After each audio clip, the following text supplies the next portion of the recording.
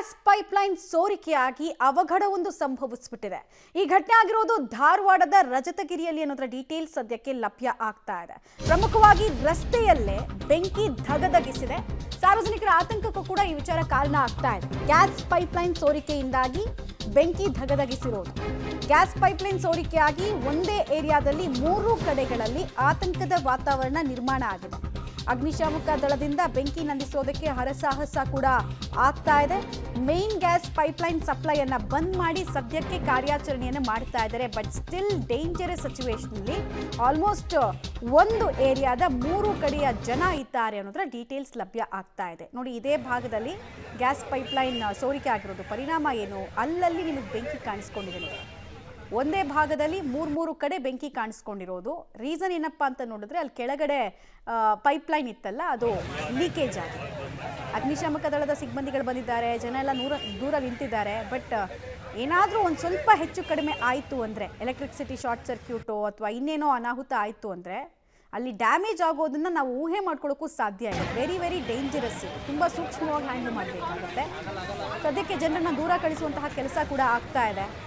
ಮತ್ತೆ ಆ ಬೆಂಕಿಯನ್ನು ನಂದಿಸೋದಕ್ಕೆ, ತಹಬದಿಗೆ ಇಡೀ ಪರಿಸ್ಥಿತಿನ ಕಂಟ್ರೋಲಿಗೆ ತೆಗೆದುಕೊಳ್ಳೋದಕ್ಕೆ ಸಿಬ್ಬಂದಿಗಳು ಒಟ್ಟಾಗಿ ಕಾರ್ಯಾಚರಣೆಯನ್ನು ಮಾಡ್ತಾ ಇರೋದನ್ನು ಕೂಡ ನೀವು ಗಮನಿಸ್ತಾ ಇದ್ದೀರಿ.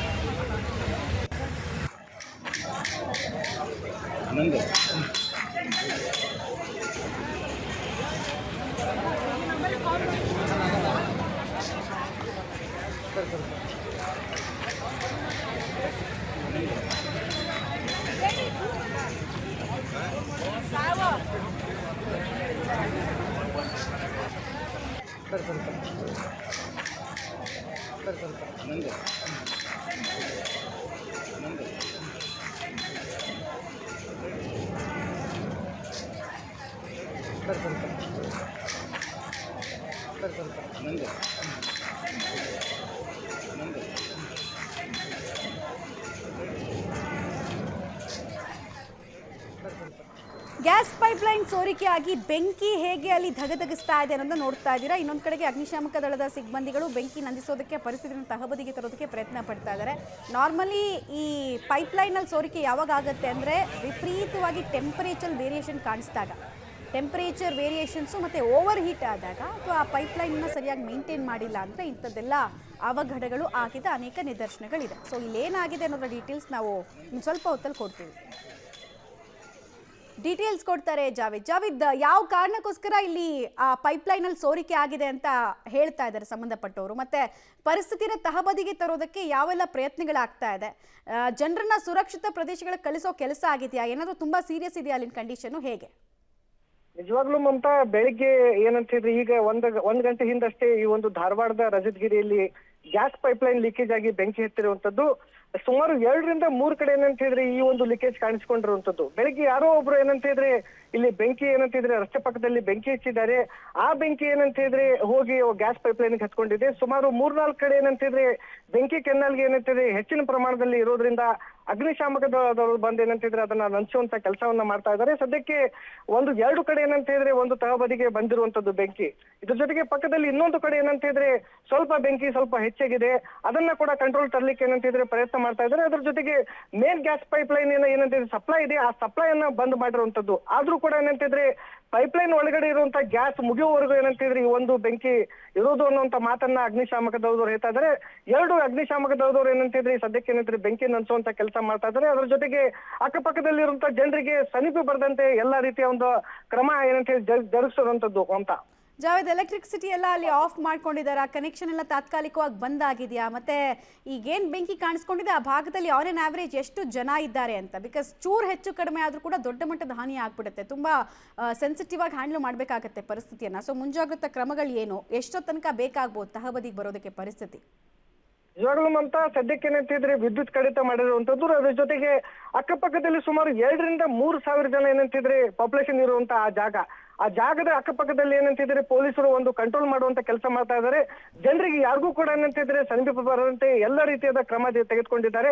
ಸುಮಾರು 15-20 ನಿಮಿಷ ಅಥವಾ ಅರ್ಧ ಗಂಟೆಯಲ್ಲಿ ಏನಂತಿದ್ರೆ ಆ ಗ್ಯಾಸ್ ಒಳಗಡೆ ಪೈಪ್ಲೈನ್ ಇರುವಂತ ಗ್ಯಾಸ್ ಎಲ್ಲ ಮುಗಿದ ಮೇಲೆ ತನ್ನಷ್ಟಕ್ಕೆ ತಾನೇ ಏನಂತಿದ್ರೆ ಆ ಬೆಂಕಿ ನಂದುವಂತ ಸಾಧ್ಯತೆ ಇರುವಂತದ್ದು. ಅದ್ರ ಜೊತೆಗೆ ಅಗ್ನಿಶಾಮಕ ದಳದವರು ಸಂಪೂರ್ಣವಾಗಿ ಏನಂತಿದ್ರೆ ಪದೇ ಪದೇ ಏನಂತಿದ್ರೆ ಅದನ್ನ ನೀರು ಹೊಡೆಯುವಂತಹದ್ದು, ಹೆಚ್ಚಿನ ಜ್ವಾಲೆ ಏನಂತಿದ್ರೆ ಬೆಂಕಿ ಬೇರೆ ಕಡೆ ಹಬ್ಬದೇ ಇರುವಂತಹ ರೀತಿಯಲ್ಲಿ ಎಲ್ಲಾ ರೀತಿಯ ಕ್ರಮ ತೆಗೆದುಕೊಂಡಿದ್ದಾರೆ ಮಮತಾ. ನಾರ್ಮಲಿ ಜಾವೇದ್, ಸಾಮಾನ್ಯವಾಗಿ ಈ ತರದ ಪೈಪ್ಲೈನ್ಗಳು ಇದೆ ಅಂತ ಅಂದಾಗ ಅಲ್ಲಿ ಮುಂಜಾಗ್ರತಾ ಕ್ರಮಗಳ ಜೊತೆಗೆ ಆ ಪೈಪ್ಲೈನ್ ಅನ್ನ ತುಂಬಾ ಡೀಪ್ ಆಗಿ ಹಾಕಿರ್ತಾರೆ, ಯಾಕಂದ್ರೆ ಯಾರು ಕೂಡ ಬಂದು ಬೆಂಕಿ ಹಚ್ಚಬಾರ್ದು, ಕಿತಾಪತಿಗಳು ಮಾಡಬಾರ್ದು ಅಂತ. ಇಲ್ಲಿ ಹೆಂಗೆ ಇಷ್ಟು ಸಾರಾಸಗಟ್ಟವಾಗಿ ಇಷ್ಟು ದೊಡ್ಡ ಮಟ್ಟದಲ್ಲಿ ಹಬ್ಬೋದಕ್ಕೆ ಸ್ಟಾರ್ಟ್ ಆಯ್ತು ಅಂತ? ನಿಜವಾಗ್ಲೂ ಮಮತಾ, ಇದೊಂದು ದೊಡ್ಡ ಏನಂತಿದ್ರೆ ದುರಂತ ಅಂತ ಹೇಳ್ಬೋದು. ಯಾಕಂತಿದ್ರೆ ಪೈಪ್ಲೈನ್ ಭೂಮಿಯ ಒಳಗೆ ಹೆಚ್ಚಿನ ಪ್ರಮಾಣದಲ್ಲಿ 3-4 ಫೀಟ್ ಒಳಗಡೆ ಇರಬೇಕು. ಆದ್ರೆ ಅಷ್ಟು ಪ್ರಮಾಣದಲ್ಲಿ ಒಳಗಡೆ ಇರೋದ್ರಿಂದ ಆ ಪೈಪ್ಲೈನ್ ಇಲ್ಲ ಇಲ್ಲಿ. ಹೀಗಾಗಿ ಏನಂತಿದ್ರೆ ಜನ ಕೂಡ ಏನಂತಿದ್ರೆ ಆ ಪೈಪ್ಲೈನ್ ಹಾಕಿದವ್ರಿಗೆ ಒಂದು ಹಿಡಿಶಾಪವನ್ನು ಹಾಕ್ತಾ ಇದ್ದಾರೆ. ಯಾಕಂತಿದ್ರೆ ಅಷ್ಟು ಮೇಲ್ಗಡೆ ಪೈಪ್ಲೈನ್ ಇಟ್ರೆ ಲೀಕೇಜ್ ಆದ್ರೆ ಆಟೋಮೆಟಿಕ್ ಆಗಿ ಏನಂತಿದ್ರೆ ಯಾರಾದ್ರೂ ಸ್ವಲ್ಪ ಏನಾದ್ರೂ ಬೆಂಕಿ ಹಚ್ಚಿದ್ರೆ ಅಕ್ಕಪಕ್ಕದಲ್ಲಿ ಏನಂತಿದ್ರೆ ಆ ಬೆಂಕಿ ಪೈಪ್ಲೈನ್ ಹತ್ಕೊಳ್ಳುತ್ತೆ. ಹೀಗಾಗಿ ಅದನ್ನ ಬೇಗ ಒಳಗಡೆ ಹಾಕುವಂತ ಕೆಲಸವನ್ನ ಮಾಡಬೇಕು. ಏನು ಮುಂಜಾಗ್ರತಾ ಕ್ರಮ ಏನ್ ತಗೋಬೇಕು, ಆ ಪೈಪ್ ಗ್ಯಾಸ್ ಏನು ಕಂಪನಿ ಇದೆ ಆ ಗ್ಯಾಸ್ ಕಂಪನಿಯವರು ತಗೋಬೇಕನ್ನುವಂತ ಆಗ್ರಹ ಕೂಡ ಮಾಡ್ತಾ ಇರುವಂತದ್ದು ಮಮತಾ. ಧನ್ಯವಾದ ಜಾವೇದ್ ತಮ್ಮೆಲ್ಲ ಮಾಹಿತಿಗಾಗಿ.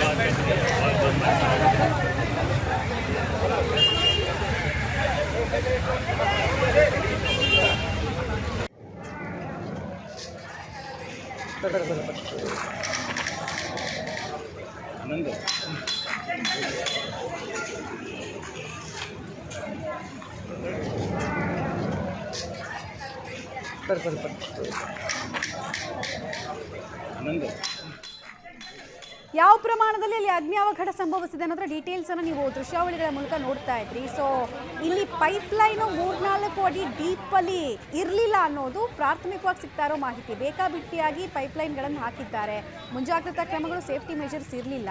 ಹೀಗಾಗಿ ಯಾರೋ ಅಲ್ಲಿ ಬೆಂಕಿ ಹಚ್ಚಿದ್ದಾರೆ, ಅದು ಇನ್ನೇನೋ ದೊಡ್ಡ ಅನಾಹುತಕ್ಕೆ ಕಾರಣ ಆಗಿದೆ ಅಂತ. ಆಲ್ಮೋಸ್ಟ್ ಈ ಏರಿಯಾದಲ್ಲಿ 3,000 ಜನ ವಾಸ ಮಾಡ್ತಾರಂತ ನೋಡಿ.